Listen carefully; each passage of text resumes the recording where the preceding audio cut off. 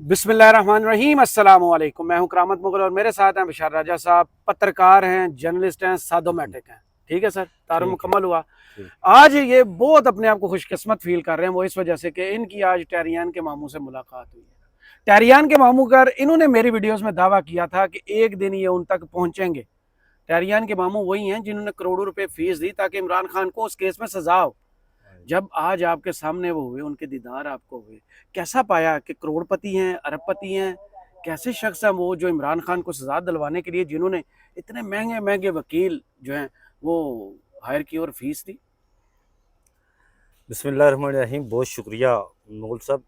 ये जो साजिद नामी दरख्वास्त गुजार है मौजूद शहरी हैं। जब वो हमें पता चला था तो लिखा हुआ था एक मौजूद शहरी ने। सिर्फ लिखा हुआ है ना, हाँ। लोग नहीं समझते। तो आज मैं यहाँ पर बाहर आया तो मैंने मैं उसी कुर्सी पर बैठा जहाँ ये साहब बैठे हुए थे सामने ना। तो मैं जानता नहीं था। मैं कहा अस्सलाम वालेकुम जी। वालेकुम सलाम। अच्छा, उन्होंने मुझसे हाथ मिलाया तो इतनी देर में मतीउल्लाह जान साहब भी आ गए ना। हाथ मिलाया तो मैंने पूछा आप सर? उसने कहा जी मैं साजिद हूँ। कसम है? मैंने कहा जी आप कौन से साजिद हैं? उन्होंने कहा जी कि मैं साजिद हूँ। मैंने कहा अच्छा अच्छा अच्छा अच्छा, मैं समझ गया जी कि आप कौन से साजिद हैं। मैंने कहा सर मैं आपको उस सस्से से तलाश कर रहा हूँ, दिन की रोशनी में भी लालटेन जलाकर बत्तियाँ जलाकर, कि मैं कौन सी मज़ज़ और मान शख्सियत है कि जो इतने महंगे वकील आपके पास, और आप जो है वो इमरान खान के दरख्वास्त गुजार उनके ख़िलाफ़ टरियान के अच्छा मामू। मैंने कहा सर टरियान लड़की है नाम हम लड़का? ही ने रखा था हाँ। टैरियान के मामू। तो उन्होंने कहा जी कि वो मैं ही हूँ।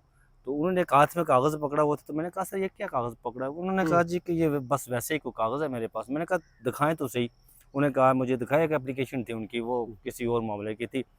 तो मैंने जब वो देखी तो मैंने कहा सर के अच्छा मैं इस पर डिस्क्लोज़ नहीं करूँगा कि वो कहाँ के रहने वाले हैं, क्योंकि थोड़ा सा वो बिल्कुल पर्सनल हो जाएगा मामला कि वो कहाँ के रहने वाले हैं। इस पर मैं बात नहीं करूँगा। मैंने उनसे पूछा कि आप की जो क्वालिफ़िकेशन है वो क्या है? उन्होंने उन्हें कहा इंग्लिश आती थी? नहीं, नहीं, नहीं, सुने तो सही ना। उन्हें मैंने पूछा कि आपकी क्वालिफ़िकेशन क्या है? कितने पढ़े हुए हैं आप? उन्होंने कहा सर मैं 5वीं पास हूँ, 5वीं मैं हूँ। इतने पे हैं, हाँ, पढ़ा हुआ इधर ही हूँ। मैंने कहा आपकी एजुकेशन? उन्होंने कहा मैं 5वीं पास नहीं है सर, मैं चौथी अगर टक्की चढ़ गई थी तो मैं आगे नहीं जा सके। मैंने कहा ठीक है चढ़ाई आ गई थी। मैंने कहा काम क्या करते? उन्होंने कहा जी कि मैं ड्राइवर हूँ। मैंने कहा जी किसके ड्राइवर है आप? उन्होंने कहा जी मैं बैरिस्टर हसनैन का ड्राइवर हूँ। बैरिस्टर हसनैन सरदार तारक मसूद साहब के दामाद है। ये कंफर्म है? हाँ हाँ, बैरिस्टर हसनैन सरदार तारक जो मसूद एडहाक साहब जज है? जो एडाक जज है, और वो सरदार तारक बूढ़े मसूद। तरीन जूनियर हाँ, जज। जो सरदार तारक मसूद वही जज हैं मुगल साहब, जिन्होंने कहा था ये जमानतों वाले केस प्रिजनर के केस में जमानतें मंसूख करते हुए हाई कोर्ट के कंडक्ट पर सवाल उठाए थे। फिर कहा था जी कि क्या ये ऐसा हो सकता है जी कि बाहर बंदा गोली मार दे तो आप केस ना करें, FIR ना करें? अच्छा, ये क्या मिलिट्री मामला है? कोर्ट्स वाले हैं हाँ, मिलिट्री कि कोर्ट वाले ठीक है जो लोगों के उससे। साथ हो रहा है वो ठीक हाँ, हो रहा ठीक है। हो रहा है। इसी ये उनके दामाद है हाँ। बैरिस्टर हसनैन साहब। जी जी जी और जी मैंने जी। पूछा सर ये टरियान कौन है? ये कोई लड़की है, लड़का है, क्या है? उन्होंने कहा जी मैनू नहीं पता सर के कौन है। इसी तरह उन्होंने कहा सर मैनू नहीं पता कि कौन है। बड़े जालिम है जी। मैंने कहा सर कि वो जो आपने जो दरख्वास्त दायर की थी उसमें जो आपकी प्रे थी जो उसमें क्या लिखा हुआ था? हाँ। उन्होंने कहा सर मैनू नहीं पता कि लिखा हुआ, मैं खाली साइन किए जनाब। मैंने कहा साइन किससे पंजवी पंजवी पास साइन भी कर उर्दू च करता उर्दू उसी। ही कर रहा। मैं कहा सर साइन किसने करवाए थे? बॉस मेरे ने साइन करवाए थे। मैं कौन था बॉस आपका सर? बस सर बस ज़्यादा तो ना पूछो ना। मैंने कहा सर वो ये बताएं कि वो आपके जो वकील थे पहले तो बैरिस्टर स्नेट थे, तो बाद में आपके वकील बने जनाब सलमान असलम भट्ट साहब। तो मैंने पूछा कि सर ये बताएं कि आपके ये जो सलमान असलम भट्ट साहब हैं, आपको पता है कि ये कितनी फीस लेते हैं? उन्होंने कहा सर मैनू क्या पता है जी, मैं मजदूर आदमी है, थे मजदूरी करता है, तो मैनू क्या पता है जनाब के कितनी फीस लेंदे हैं। मेरे दो बच्चे जो छोटे छोटे वाल उन्होंने पीछे में लगाए थे। मैं कहा वो तो ठीक है, आप उनके लिए कारोबार कर आप किसी की इज्जत तो देने आए हुए थे कोर्ट में। हाँ, तो वो कर रहे हैं, लेकिन ये दरख्वास्त आपने कैसे? उन्होंने कहा सर मैं नौकरी करदा है उन्हें आगे, तो मैं क्या कर सकना है? मैंने उन्होंने क्या साइन करो, तो मैं साइन कर देते। तो मैं क्या सर वो पढ़ा आप ये क्यों नहीं? वो एक होता है सरोगेट। हाँ। सरोगेट पता है आपको क्या किराए होता का। है? किराए का। हाँ, वो सरोगेट। जिस तरह वो सरोगेसी होती है ना, सरोगेसी होती किराए है की गोद। हिंदुस्तान में, किराए की गोद। ये किराए की ये सईद बलोच साहब हैं जो सामने खड़े हुए इस वीडियो को सिर्फ देख रहे हैं। सही बलोच साहब हमारे बड़े यार है, दोस्त है, जिगरी सबको है। पता है हाँ। यार। अच्छा, वो उन्होंने कहा जी कि वो मैं गिर गए अब। मैंने कहा सर कि अफसोस असलम भट्ट साहब जो है जो वकील हैं, अटॉर्नी जनरल ऑफ पाकिस्तान भी रहे, उनकी जो फीस है वो नॉर्मली फीस जो है उनकी वो 1 करोड़ से कम फीस नहीं लेते। और आप उन्हें फीस उन्हें क्या सर ना मैं ना करोड़ च सिफर कितने होंदे नहीं मैंने उन्होंने मुझे कहा सर मैं ना औखा चढ़त ना न्याजा सुखा जना यही अल्फाज उन्होंने मुझे कहे, उर्दू में भी बताया। उन्होंने कहा जी ना मैं मुश्किल में जाऊं और ना मैं नजर न्याज दूं जनाब के मैं बचूं। मैंने कहा ये तो आप मुश्किल में गए। उन्होंने कहा जन मैंने मुश्किल ते चाढ़े ओही मैंने कड्डन गए जनाब। मैं कहा ठीक है पीर ते छड़ देती। फिर तो छड़ दी थी। मैंने कहा वो 1 करोड़ रुपए से कम फीस नहीं लेते और मैं 2.5 करोड़ से। और आप आम केसेस में भी वो इतनी फीस लेते, तो आपके केस में तो मैं ना, उनके केस में उन्होंने ये रिकॉर्डेड है जो उस वक्त रिपोर्ट हुआ था, रिकॉर्डेड रिपोर्ट हुआ था कि सलमान असलम भट्ट साहब ने इस केस में 5 करोड़ रुपए फीस ली थी जी। ये रिपोर्ट हुआ था। अब मैंने कहा एक और अब्बासी साहब हैं। अब्बासी साहब ने अहमद अहमद शाह शाह। साहब, आखिरी केस तो अहमद शाह साहब ने जी, लड़ा था जी, ना FIA वाला जो लड़ रहे जो थे। यहाँ पर हाँ। तो इस्लामाबाद हाई कोर्ट में। तो मैंने कहा जी कि जो साबिक जज है अहमद शाह साहब, इन्होंने ये केस लिया था आखिरी आपके वकील। अच्छा जी, उस बंदे को वकील का भी नहीं पता था कि मेरे वकील कौन कौन है, ये भी नहीं पता था उन्हें। अच्छा, मैंने कहा सर आप वहां जाते रहे? इतनी बड़ी प्रॉक्सी। हाँ, मैंने कहा कि आप वहां जाते रहे? हाँ। उन्हें कहा नहीं मैं तो जिस वक्त केस चलेंदा पिया सी ते मैं घर होंदा सी। मुझे बाहर निकलने की इजाजत नहीं थी। नहीं, मैंने कहा आपके वकील तो जब वो बैरिस्टर हसनैन साहब से हमने पूछा था, जब ये केस दायर हुआ तो मैंने उनसे पूछा सर साजिद कौन है, तो उन्होंने कहा था साजिद आप ही की बरादरी का एक बंदा है। मैंने कहा सर वो साफी है? उन्होंने कहा बिल्कुल साफी है। मैंने आज उन्हें कहा तो आज तो पता चले सर तुम ड्राइवरी कर रहे हो। तनख्वाह नहीं पूछी आपने कितनी? नहीं, मैंने तनख्वाह पूछी है ना। हाँ। मैंने कहा सर आज पता चला तो आप उनके आगे ड्राइवरी करते हैं। अच्छा, फिर ये हुआ कि जब वो उठ के चले गए ना, हाँ। तो उन्होंने कहा जी कि वो एक बंदा आया तो उसने कहा साजिद, वो उठा तो उन्होंने कहा जी मुझे कहने लगा कि वो मेरे पास आके ना बॉस आके, तो मैं साथ साथ उनके उस भागा। मैंने कहा कि मैं बैरिस्टर हसनैन साहब से जाकर मिलता हूँ। तो बैरिस्टर हसनैन साहब ने जब मुझे साजिद के साथ देखा ना, तो उनके तोते शोते हवाइयां शवाइयां सारी उड़ गई। उनका रंग उड़ गया। मैंने कहा सर वो, उन्हें कहा नहीं वो बस ठीक है। आपको एक सवाल जरूर पूछना चाहिए था कि क्या वो इमरान खान को जानते हैं और इमरान खान के बारे में उनके ख्यालात क्या हैं? नहीं, आपको सारी स्टोरी वहीं से समझ आ गई। मैंने उनसे पूछा कि हाँ। इमरान खान, उन्होंने कहा जी कि देखें इमरान खान का मैं जिस इलाके से तल्लक रखता हूँ ना, हाँ। इमरान खान भी उसी इलाके से तल्लक रखता है। मियां वाले? हाँ, नहीं मैं उस पर नहीं, वो है बंदा साउथ पंजाब का। मैंने कहा पहले कि मैं नाम नहीं बताऊंगा कि वो साउथ पंजाब किस इलाके से रहने वाला है, वो अच्छा इसलिए कि किया बिल्कुल आपने। पर्सनल हो जाएगा। वो उसने मुझे बताया कि मैं फलां इलाके का रहने वाला हूँ, यहाँ पर भी बताया कि मैं फलां जगह रहता हूँ, लेकिन वो बिल्कुल इतना पर्सनल यार वो अच्छा नहीं होता। उन्होंने कहा देखें साईं जो इमरान है ना वो साढ़े इलाके देना तल्लक रखता है। वो ज़्यादा सराकी तो मैं इतनी अच्छी बोल नहीं सकता, लेकिन सराकी मुझे बहुत पसंद है, मीठी ज़बान है, मुझे बहुत पसंद है। तो मैंने कहा फिर ये आपने क्या किया? साईं वड्या किया मैं तो नहीं कुछ किया जनाब। मैंने कहा जी यार ये वड्डे से आपकी क्या मुराद है, ये कौन है? उन्होंने कहा जी कि ये वड्डे वो है। बहरहाल ये है कि मैं वो आप कह सकते हैं कि ये सरोगेसी वाला मामला, प्रॉक्सी वाला मामला, फिर यार ये अब देखें कि ये एक ऐसा शख्स, नंबर नहीं लिया आपने? एक ऐसा शख्स, यार आप उस शख्स को ये पता भी नहीं कि मैं कौन सी एप्लीकेशन दरख्वास्त दायर करने जा रहा हूँ।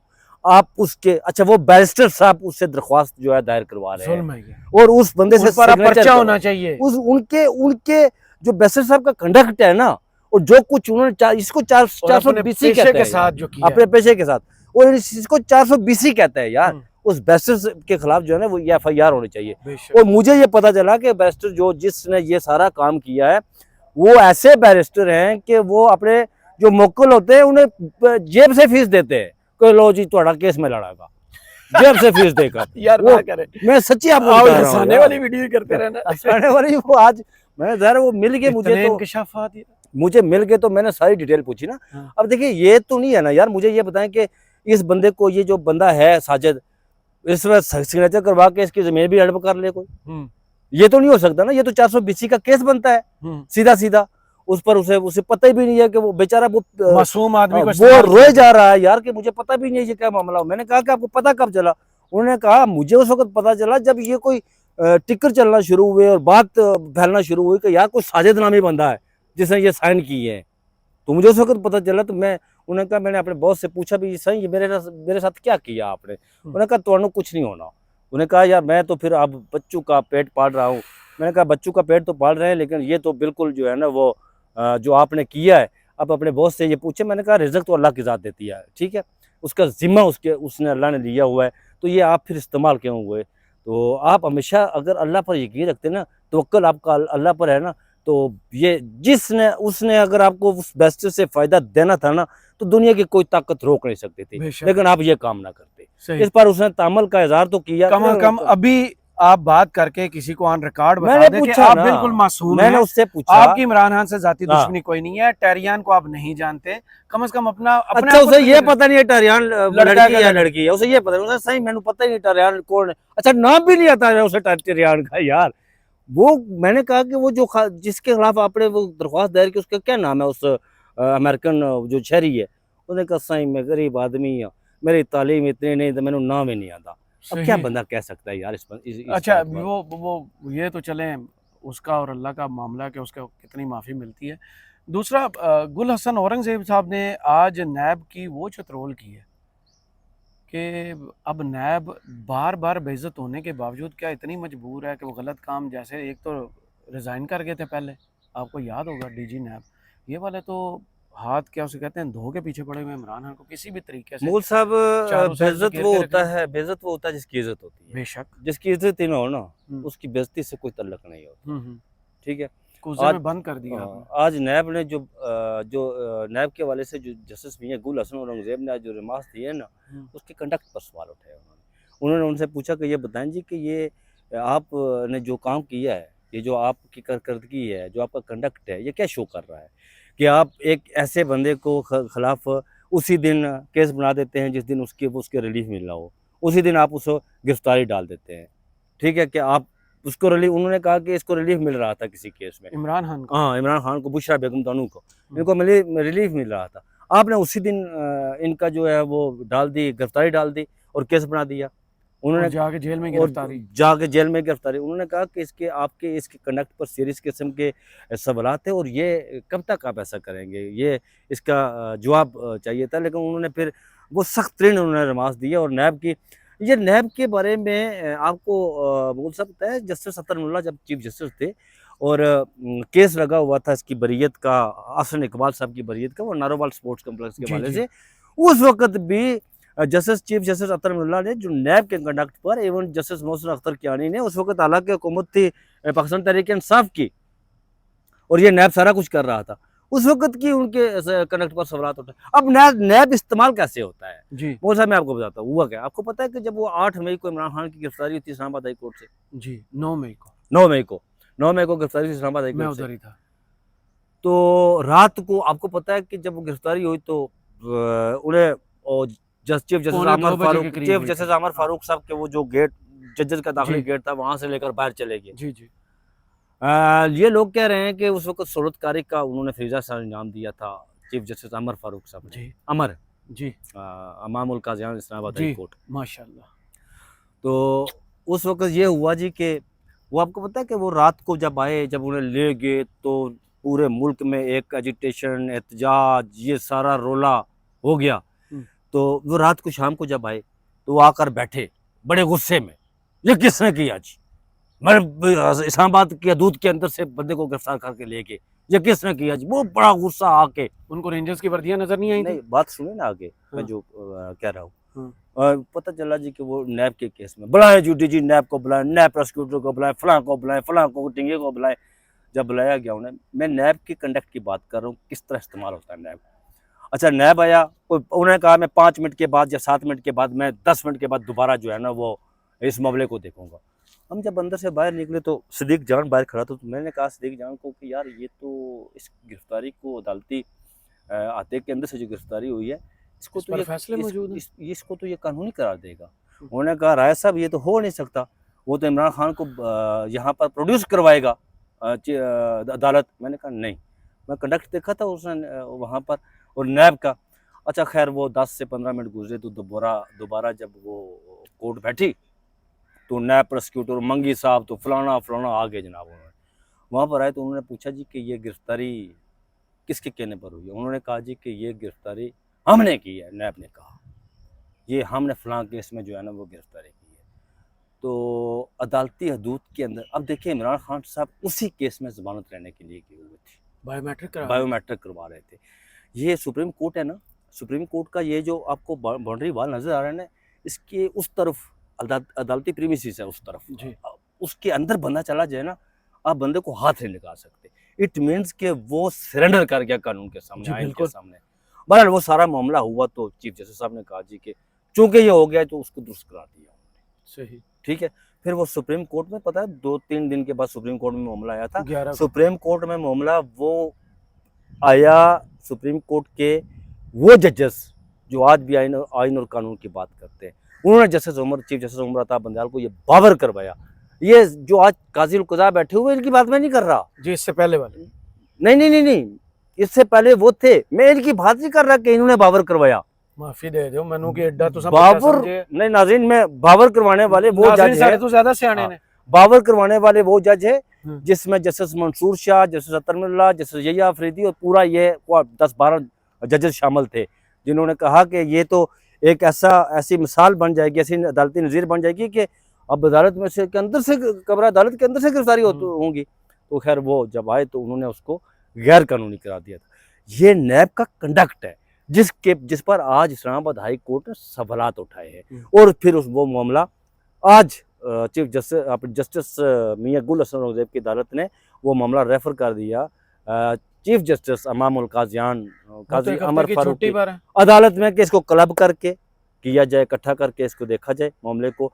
ये भी था ना कि अच्छा आज एक और चीज़ पता चली को इस्लामाबाद के दूध में भी बुशरा बेगम पर कोई एक एफआईआर दर्ज है, वो भी अदालत के सामने एक नई बच्चे दे रही हैं एफआईआर। वही है ना जुल्म, वो एक शेर है ना, जुल्म यार किस तरह शेर है, जुल्म जनता है, जुल्म जब हद से बढ़ता है। नहीं, जुल्म इंसाफ को भी पता नहीं किस क्या होना चाहिए, जुल्म के बच्चे हैं जो भी है। शेर ने ना वो नहीं होंदे ने, शायर ने कुछ और लिखा होंदा सी उन्हें नवा बना लेंगे। एक हफ्ते की छुट्टी पर हैं जस्टिस आमिर फारूक साहब, हाई कोर्ट का रंग बदल जाता है जब वो छुट्टी पर होते हैं? नहीं, जब वापस भी आते हैं तब भी हाई कोर्ट का रंग बदल, वो तो हमें पहले पता है किस रंग में डालना है उसने वापस। अब तो काली चादरें पड़ जाती, अब तो बदल जाएगा वो हाई कोर्ट का रंग। आजकल रोशनी है उधर। हाँ रोशनी है, लेकिन जब वो वापस भी आए ना काली चादरें, अब काली चादरें नहीं मुगल साहब, देखिए यार वापस 8 जजेस हैं इस्लामाबाद हाई कोर्ट के, तो आपके 8 भाई हैं, 7 एक तरफ खड़े हो, आप अकेले क्या करेंगे?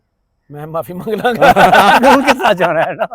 सही, चले बहुत शुक्रिया बिशार राजा साहब आपके वक्त का। कमेंट बॉक्स में जरूर बताइएगा वीडियो आपको कैसी लगी। इजाजत दीजिए, अल्लाह हाफिज।